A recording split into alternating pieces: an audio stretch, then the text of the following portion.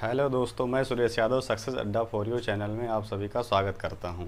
जैसा है कि लेक्चर 6 हो चुका, जिसमें हमने क्या पढ़ा था, प्रतिरोध ताप गुणांक। आज हमारा लेक्चर नंबर 7 है, जिसमें हम लोग क्या पढ़ेंगे, वैद्युत परिपथ, जिसमें हम लोग पढ़ेंगे प्रतिरोध का संयोजन। प्रतिरोध का जो संयोजन होता है कितनी तरह से कर सकते हैं, चूँकि कभी कभी परिपथ में हमें अधिक प्रतिरोध चाहिए होता है, कभी कभी कम, तो उसी हिसाब से हम लोग प्रतिरोध का संयोजन करेंगे। हम लोग देखते हैं, ठीक है। तो पहली हमारी हेडिंग है क्या, वैद्युत परिपथ। ठीक है, तो वैद्युत परिपथ होता क्या है देखते हैं। वैद्युत परिपथ, जिसको इंग्लिश में क्या बोलते हैं, इलेक्ट्रिकल सर्किट। इलेक्ट्रिकल सर्किट, ठीक।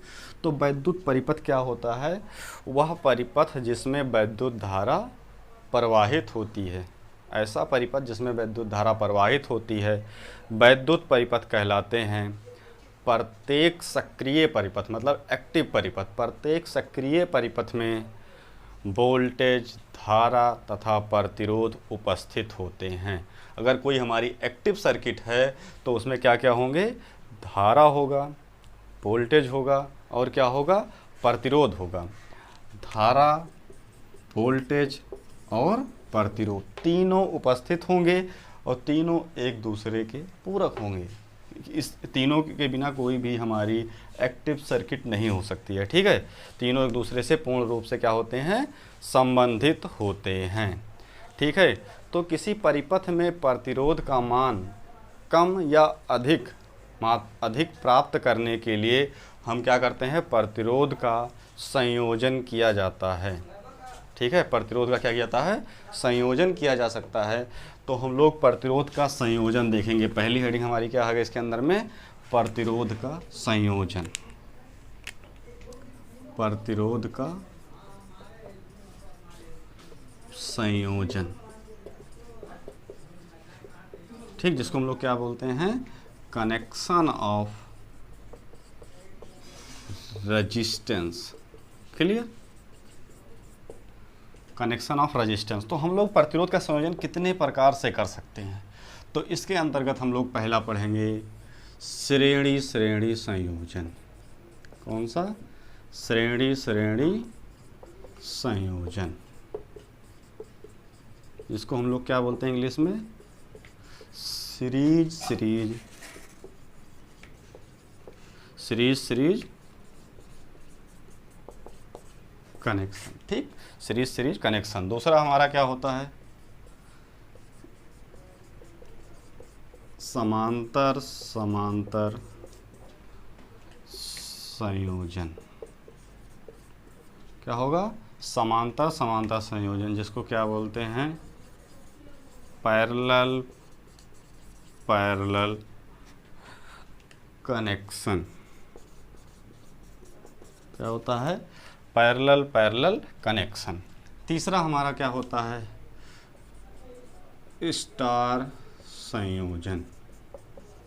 क्या होता है, स्टार संयोजन। इसके अंतर्गत हम लोग क्या पढ़ लेंगे इसके अंतर्गत पढ़ेंगे star to delta, delta conversion पढ़ लेंगे इसी के साथ में। स्टार संयोजन के अंतर्गत हम लोग पढ़ लेंगे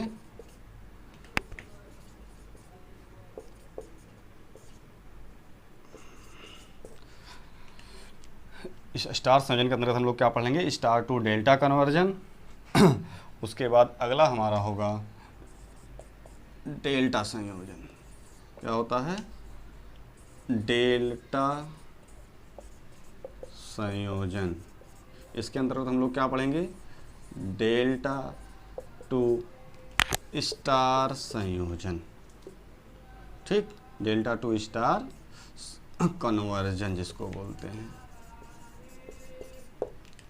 ठीक। ये हमारा हो गया डेल्टा कनेक्शन, ठीक। इतने टाइप का हम लोग संयोजन पढ़ेंगे। पहला हमारा श्रेणी श्रेणी संयोजन, दूसरा समांतर समांतर संयोजन और तीसरा हमारा क्या है, स्टार संयोजन। इसके अंतर्गत पढ़ लेंगे हम लोग इसी के साथ में स्टार टू डेल्टा कन्वर्जन प्रतिरोध का। और चौथा हमारा होगा डेल्टा संयोजन। इसके अंतर्गत हम लोग क्या पढ़ेंगे, डेल्टा टू स्टार कन्वर्जन, ठीक।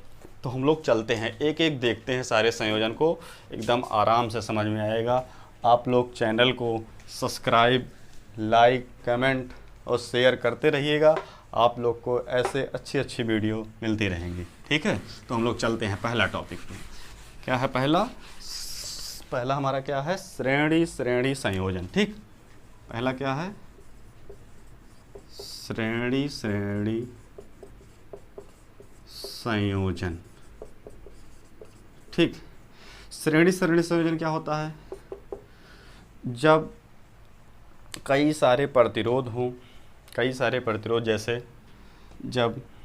लिख लो, जैसे जब कई प्रतिरोध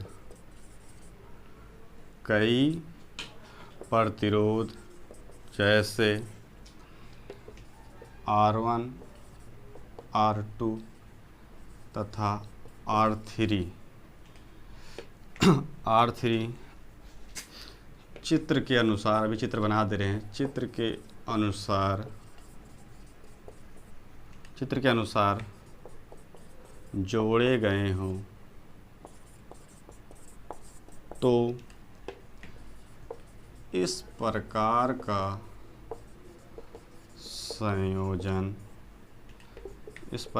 संयोजन श्रेणी श्रेणी संयोजन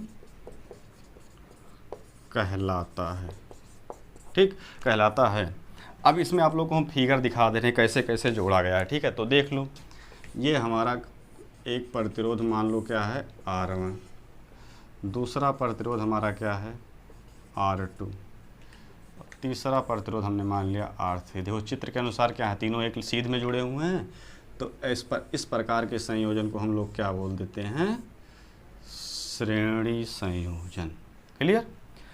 तो यहाँ का वोल्टेज मान लो V है। अब ये B वोल्टेज अप्लाई किया गया और इसमें मान लो धारा I जा रही है, तो हम जानते हैं जब कोई हमारा जैसे प्रतिरोध R1, R2, R3 क्या है? सारे सीरीज में जुड़े हैं, तो इस प्रकार के पूरे परिपथ में जो धारा का मान होता है वो क्या होता है? समान होता है। पूरे परिपथ में क्या होगा? धारा का मान समान होगा। और प्रत्येक प्रतिरोध के एकरास, प्रत्येक, चाहे इस प्रतिरोध चाहे इसके, प्रत्येक प्रतिरोध के एकरास वोल्टेज ड्रॉप अलग अलग होगा, ठीक है। इसका मतलब सबके एकरास वोल्टेज ड्रॉप का मान अलग अलग।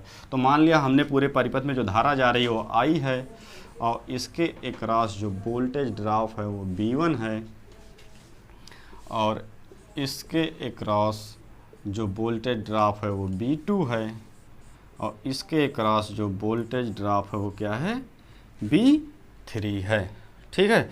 तो आप लोग यहाँ तक का वो ले लीजिए स्क्रीनशॉट, आगे चलते हैं, हम लोग देखते हैं, इसको सॉल्व करते हैं, ठीक है। मिटा रहे हैं, तो हम लोग आगे देखते हैं क्या होता है इसमें। तो इसमें देखो टोटल वोल्टेज V है, ये कितने भागों में डिवाइड हुआ? 3, क्योंकि प्रत्येक क्रॉस वोल्टेज ड्रॉप अलग अलग हुआ है, तो क्या हो जाएगा हमारा? V बराबर V1 plus V2 plus V3। और B1 बराबर क्या होगा? B1 बराबर क्या होगा?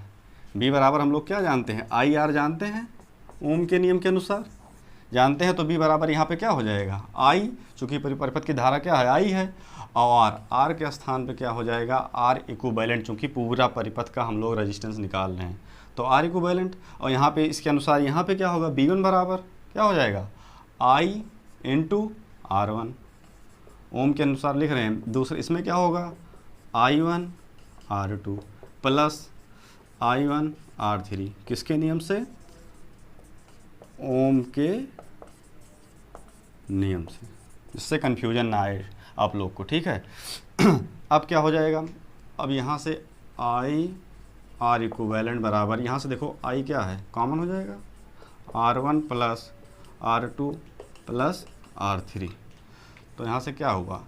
I से I कैंसिल हो गया, तो R इक्विवेलेंट बराबर R1 plus R2 plus R3। अब देखो यहाँ से क्या निकल के आया? अगर कोई हमारा परिपथ है, श्रेणी परिपथ है, और उसमें 3-4 प्रतिरोध, मान लो एक 3 ओम का, एक 4 ओम का, एक 5 ओम का प्रतिरोध श्रेणी क्रम में जुड़े हैं, तो टोटल प्रतिरोध क्या होगा? देखो सीधे जुड़ जाएगा, 5 4 3 7 5 12, ठीक।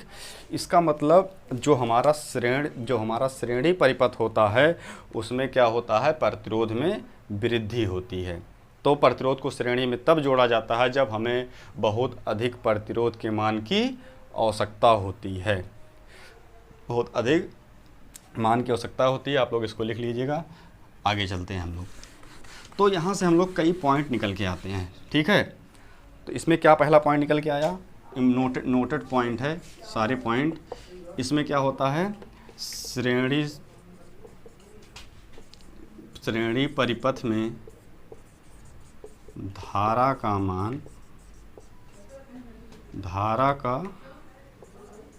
मान समान होता है। दूसरा पॉइंट क्या होता है, सारे इंपॉर्टेंट पॉइंट है, यही पूछे जाएंगे। दूसरा क्या होगा, प्रत्येक के एक्रॉस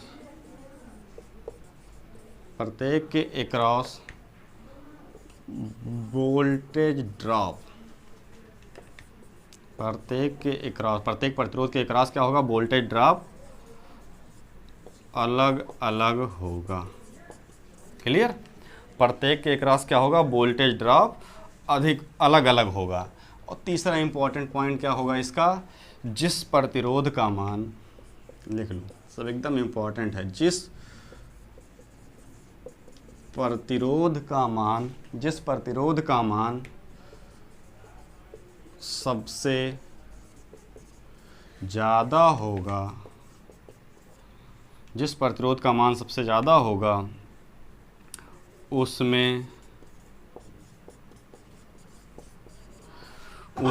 उसमें वोल्टेज ड्रॉप क्या होगा, सबसे अधिक होगा। ठीक, उसमें वोल्टेज ड्रॉप सबसे अधिक होगा। क्लियर। ये 3 पॉइंट आपको बहुत ज़रूरी याद रखना है। ठीक। और इसका लास्ट आखिरी पॉइंट क्या है, इसका आखिरी पॉइंट, चौथा पॉइंट हमारा ये है कि इसमें जो हमारा तुल्य प्रतिरोध का मान होगा वो जो इसमें से सबसे बड़ा प्रतिरोध होगा उसके मान से अधिक होगा। लिखो, इसका तुल्य प्रतिरोध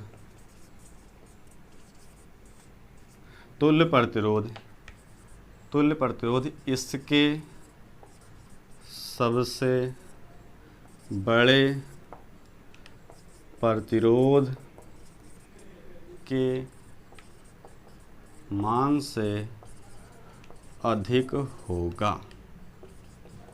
इसका मतलब क्या हुआ, इसका मतलब ये हुआ कि अगर एक 50 ओम का प्रतिरोध दिया है, एक 70 ओम का प्रतिरोध दिया है, तीसरा 80 ओम का प्रतिरोध दिया है, तो इसका जो तुल्य प्रतिरोध आएगा, जो 180 ओम का प्रतिरोध है, इससे क्या होगा, अधिक होगा।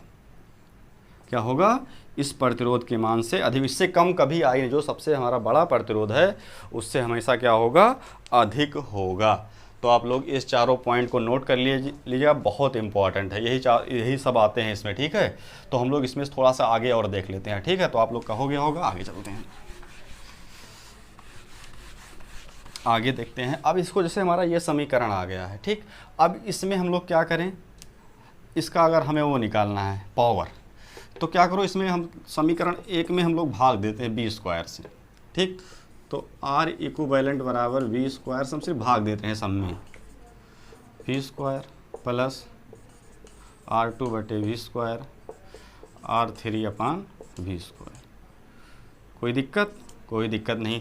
तो हम लोग जानते हैं P बराबर क्या होता है, v²/R होता है। मगर इसमें क्या है, उसका जस्ट उल्टा आ रहा है, v नीचे आ रहा है, ये ऊपर आ रहा है। तो इसको हम लोग अगर R/v² करें तो 1/P हो जाएगा कि नहीं हो जाएगा। तो उसी प्रकार ये उल्टा लिखा हुआ, तो इसको क्या कर दें, 1/P इक्वल P टोटल बराबर 1/P1 plus 1/P2 plus 1/P3। ये इसकी क्या हो जाएगी, पावर कैसी है, एडिटिव नेचर की है। एडिटिव, योग के नियम का पालन करती है ना, एडिटिव नेचर। क्लियर।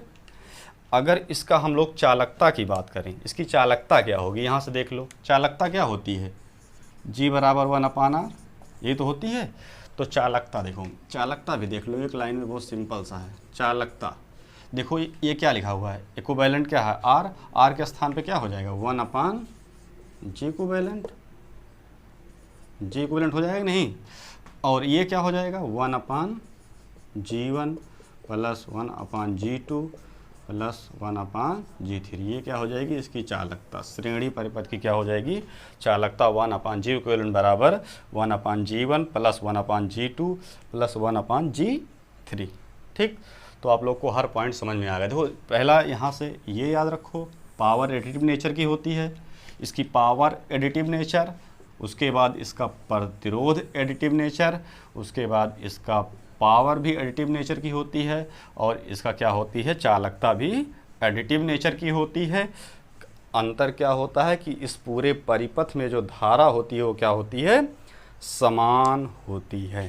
ठीक, तो श्रेणी परिपथ आपको सब कुछ समझ में आ गया होगा, बहुत सिंपल सा था।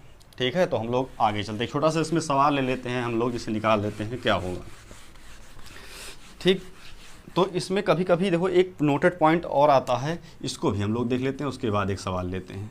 पूछता है कि इसमें कभी कभी डायरेक्ट क्वेश्चन आ जाता है कि यदि एक R ओम का प्रतिरोध, R ओम के n प्रतिरोध श्रेणी क्रम में जुड़े हैं तो उनका कुल प्रतिरोध कितना होगा। ठीक, अगर मान लो कोई सर्किट है, उस सर्किट में जो प्रतिरोध है R ओम के n प्रतिरोध, जो उनकी संख्या है प्रतिरोध कितनी है n, R ओम के n प्रतिरोध श्रेणी क्रम में जुड़े हैं तो उनका कुल प्रतिरोध क्या होगा। तो उनका कुल प्रतिरोध क्या हो जाएगा, मान लो R1, कुल प्रतिरोध R1 बराबर क्या हो जाए n into R। Clear, suppose करो जैसे मान लेते हैं कि 10 ओम का 15 प्रतिरोध श्रेणी क्रम में जुड़े हैं तो कुल प्रतिरोध कितना होगा भाई, 10 प्रतिरोध हैं, 10 ओम का प्रतिरोध है और कितने हैं उनकी संख्या 15, तो कितने प्रतिरोध हो जाएंगे 150 ना। नहीं तो हम लोग क्या करते 10 ओम के प्रतिरोध को 15 बार लिखते तो जोड़ते तब भी तो वही आता है यार 150। मगर हमने क्या किया कि अगर हमने एक फार्मूला लिया कि R ओम के n प्रतिरोध श्रेणी क्रम में जुड़े हैं तो उनका कुल जो प्रतिरोध होगा, कुल प्रतिरोध R1 बराबर या R टोटल बराबर n इंटू R। क्लियर, कोई दिक्कत नहीं है ना। तो सवाल लग जाएगा, एक छोटा सा हम लोग सवाल ले लेते हैं, इस पे निकालते हैं क्या होगा। ठीक, तो जैसे सवाल में क्या है, अगर मान लो जैसे दिया है ये कि 3 ओम 4 ओम तथा 3 ओम 4 ओम तथा 8 ओम के 3 प्रतिरोध श्रेणी क्रम में जुड़े हैं तो कुल प्रतिरोध कितना होगा। क्लियर, अब देखो क्या कहा, पहले फिगर बना लो कि तीनों जो प्रतिरोध हैं किस में जुड़े हैं श्रेणी क्रम में, तो फिगर बना लो तुरंत। ये देखो ये 3 ओम के हैं, ये हमारा क्या है 4 ओम, ये हमारा 8 ओम। ठीक, 3 प्रतिरोध हैं, तीनों किस में जुड़े हैं श्रेणी क्रम में जुड़े हैं, तो इनका कुल प्रतिरोध क्या होगा R इक्विवेलेंट बराबर क्या हो, R1 plus R2 plus R3, 3 plus 4 plus 8 क्या हो जाएगा 8 4 12 3 15 ओम, 15 ओम हो गया। ये क्या हो गया कुल प्रतिरोध।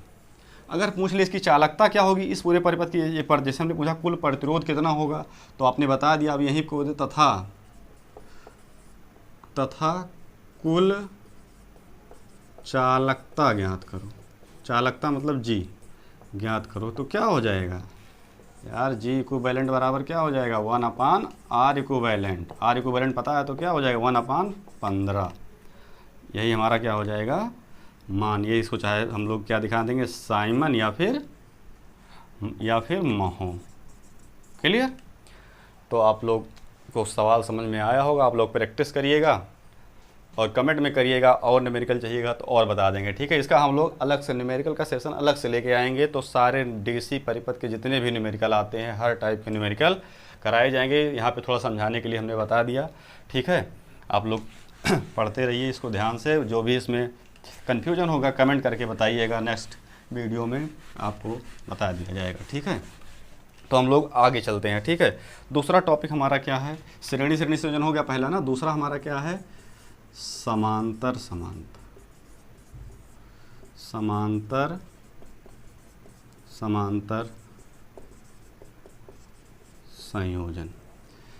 समांतर संयोजन जिसको हम लोग क्या बोलते हैं, पैरेलल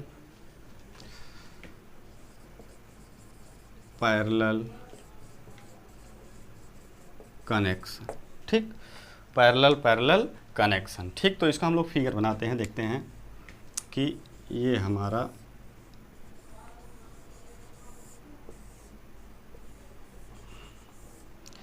हमारे प्रतिरोध है, मान लो R1 R2 R3, किस में जुड़े हुए हैं, समांतर में जुड़े हुए हैं, समांतर में जुड़े हैं। इसका जो वोल्टेज है इसमें B अप्लाई है, इसमें ये धारा मान लो आई जाती है, जब यहाँ पे पहुँचेगी तो क्या होगी, धारा डिवाइड हो जाएगी। तो मान लो इसमें हो गई I1, इसमें हो गई I2, इसमें हो गई I3, ठीक, I3 हो गई ना। तो फिगर आप लोग बनाओ। तो समांतर परिपथ में हमारे क्या होता है कि जो हमारा समांतर परिपथ हो, जब हम लोग प्रतिरोध को समांतर में जोड़ते हैं तो समांतर परिपथ में जो वोल्टेज का मान होता है पूरे परिपथ में क्या होता है, समान होता है। जो वोल्टेज यहाँ पे लगा है वही वोल्टेज इसके क्रॉस भी होगा, वही वोल्टेज इसके क्रॉस होगा, वही वोल्टेज इसके क्रॉस होगा, मगर जो धारा होगी वो क्या होगी, प्रत्येक के क्रॉस अलग अलग होगी। किस परिपथ में, जब हमारा जो प्रतिरोध है समांतर में जुड़े होंगे, ठीक है। तो हम लोग इसमें देख लेते हैं क्या होता है। तो इसमें हम लोग जैसे हमारा धारा अलग हो रही है तो टोटल धारा क्या है, I बराबर क्या होता है, I1 plus I2 plus I3। क्यों, चूँकि क्या है, यही तो धारा जा रही है, तीन भागों में डिवाइड हो रही है, I1 में डिवाइड हुई, I2 में, I3 में डिवाइड हुई। तो I बराबर I1 plus I2 plus I3। तो I बराबर क्या होगा, I बराबर क्या हो जाएगा, B अपान R इक्विवेलेंट, क्योंकि टोटल निकाल रहे हैं, ओम के नियम से आ जाएगा, यहाँ पे लिख लो, ओम के नियम से। क्लियर, ओम के नियम से। इसी प्रकार यहाँ I1 है तो क्या हो जाएगा, I1 बराबर B1 अपान R1। और कोई पूछे यहाँ पे B1 क्यों नहीं हुआ, चूँकि हमने बता दिया कि हमारा परिपथ कैसा है, समांतर। जो प्रतिरोध हमारे कैसे जुड़े हैं, समांतर, और समांतर में पूरे परिपथ में वोल्टेज क्या है, समान है, इसलिए यहाँ का वोल्टेज भी B1 ही होगा। और I1 है तो यहाँ का रेजिस्टेंस क्या है, R1, तो B1 अपान R1, ठीक। इसी प्रकार I2 बराबर B अपान R2, इसी प्रकार I3 बराबर B अपान R3। अब नीचे लाइन से देखो, ये B अपान R इक्विवेलेंट, यहाँ B कॉमन हो जाएगा, यहाँ पे क्या होगा, 1 अपान R1 अपान R2 अपान R3। क्लियर। अब लो यहाँ से देखो, B से B कैंसिल हो गया, अब क्या आ गया, 1 अपान R इक्विवेलेंट बराबर 1 अपान R1 अपान R2 प्लस 1 अपान R3। क्लियर, ये हमारा इक्विवेलेंट का आ गया। क्लियर, ये हमारा होता है समांतर प्रतिरोध का। अब इसमें भी इम्पोर्टेंट पॉइंट होते हैं हमारे, पैरेलल जब हमारे रेजिस्टेंस जुड़े होंगे तो उसमें क्या होता है कि धारा तो अलग होती है, वोल्टेज समान होता है, उसके अलावा जो होता है जिस प्रतिरोध का मान, इस तीनों में से जिस प्रतिरोध का मान सबसे कम होगा, जिस प्रतिरोध का मान सबसे कम होगा उसमें तो इसका जो तुल्य प्रतिरोध का मान आएगा उस निम्नतम मान से भी कम आएगा। सपोज करो कि मान लो कि अगर इसका हमारा 2 ओम का रेजिस्टेंस है, ये 3 ओम का रेजिस्टेंस है, ये हमारा 5 ओम का रेजिस्टेंस है। ठीक है, ये 2 ओम, ये 3 ओम, ये 5 ओम का रेजिस्टेंस है। अगर पूछा जाए इसका तुल्य रेजिस्टेंस क्या आएगा, तो आपको कॉन्सेप्ट होना चाहिए इस तीनों प्रतिरोध में जिसका मान सबसे न्यूनतम है उससे भी कम आएगा तुल्य प्रतिरोध का मान। जैसे विकल्प में तो सॉल्व मत करो, जैसे तुम्हें विकल्प में पेपर में मिल जाए यही वैल्यू दिया हो, दे दिया जाए कि एक रेजिस्टेंस 2 ओम आएगा तुल्य, बी वाला ऑप्शन इसका दे दिया जाए 3 ओम, नो 5 ओम, ठीक, और सी वाला दे दिया जाए 7 ओम, और एक दे दिया जाए 0.5 ओम। तो आपको कॉन्सेप्ट से ही मार देना है कि 0.5 सही होगा, चूँकि हमने क्या कहा, जो इसका सबसे न्यूनतम रेजिस्टेंस होगा उससे भी कम वैल्यू आएगी किसकी, तुल्य प्रतिरोध की। तो हमने तीनों विकल्प में हमने देखा ये 5 है, इसका मतलब 2 से ज़्यादा है, ख़त्म हो जाएगा। ये 2 इसके बराबर, इससे कम आना चाहिए, तो ये भी निगलेक्ट हो जाएगा। ये 7 है, ये वैसे ही निगलेक्ट है, तो हमारा कौन सा ऑप्शन बचा, डी ऑप्शन। ये हम मतलब सॉल्व करके नहीं बता रहे कितना एग्जैक्ट आएगा, मगर हम कॉन्सेप्ट बता रहे हैं कि इसका मान क्या होगा, निम्नतम प्रतिरोध से भी क्या आएगा, कम आएगा। क्लियर। अब इसमें हम लोग आगे चलते हैं, आप लोग इसको स्क्रीनशॉट ले लीजिए, हम लोग आगे चलते हैं। ठीक है, इसमें देखते हैं और क्या होता है। ठीक, तो हो गया होगा, तो आगे चलते हैं। अगर इसकी हम लोग पावर की बात करें, पावर की बात का मतलब ये है कि हमारा जैसे R इक्विवेलेंट बराबर आ गया 1/R1 1/R2 प्लस 1/R3, इसमें b स्क्वायर से ऊपर भाग दे दो, तो b square by R equivalent बराबर b square by R1 plus b square by R2 plus b square by R3। आप सोचो b स्क्वायर बाई R के स्थान पे क्या आता है, देखो p बराबर हमारा क्या आता है, v स्क्वायर बाई R आता है। अब यहाँ पे v स्क्वायर बाई R हमारे इक्विवेलेंट लगा है, तो यहाँ पे क्या हो जाएगा, pt लिख दो या p इक्विवेलेंट, ठीक, या pt लिख दो, कोई दिक्कत नहीं। pt मतलब p टोटल या rp इक्विवेलेंट बराबर क्या हो जाएगा, इसके स्थान पे क्या आ जाएगा, p1 plus p2 plus p3। ठीक, इसका मतलब अगर 40 वाट 50 वाट 60 वाट के 3 वाट हैं और तीनों समांतर में जुड़े हैं, तो कुल वाट कितना हो जाएगा, तो तीनों डायरेक्ट जुड़ जाएंगे। क्लियर। और जैसे अगर इसका चालकता पूछ लिया तो क्या करोगे, चालकता क्या होगी, देखो जैसे 1/R इक्विवेलेंट के स्थान पे हम लोग क्या लिख सकते हैं, जी इक्विवेलेंट, चूँकि जी बराबर 1/R होता है, तो जी इक्विवेलेंट बराबर हो जाएगा G1 plus G2 plus G3। Clear. कैसे आया, चूँकि हमारा हमने पढ़ा है G बराबर क्या होता है 1/R, तो 1/R1 दिया है तो G1 हो जाएगा, अगर R2 दिया है तो G2 हो जाएगा, और डायरेक्ट जुड़ जाएंगे। क्लियर, समझ में आ गया होगा, एकदम सिंपल सा था। आगे हम लोग इसी में चलते हैं, कुछ इंपॉर्टेंट पॉइंट लिखते हैं। ठीक है, इसमें इंपॉर्टेंट पॉइंट क्या होता है, तो इसका पहले इंपॉर्टेंट पॉइंट क्या होगा, पूरी इसमें पहला होगा वोल्टेज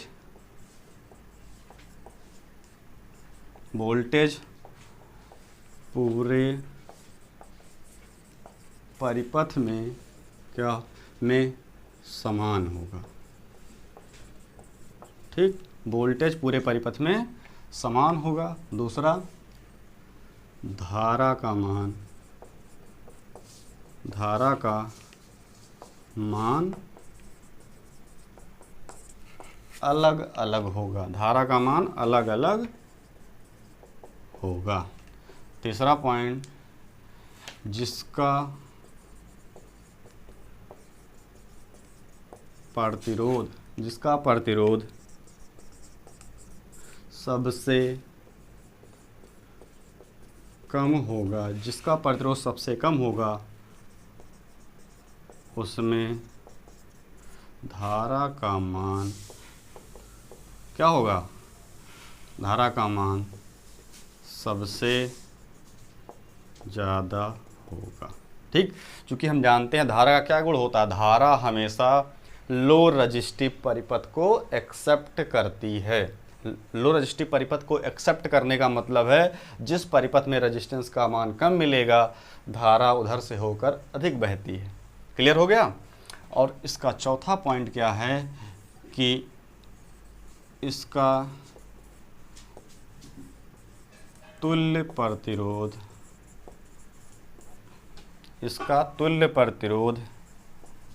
इसके इसके निम्नतम प्रतिरोध से भी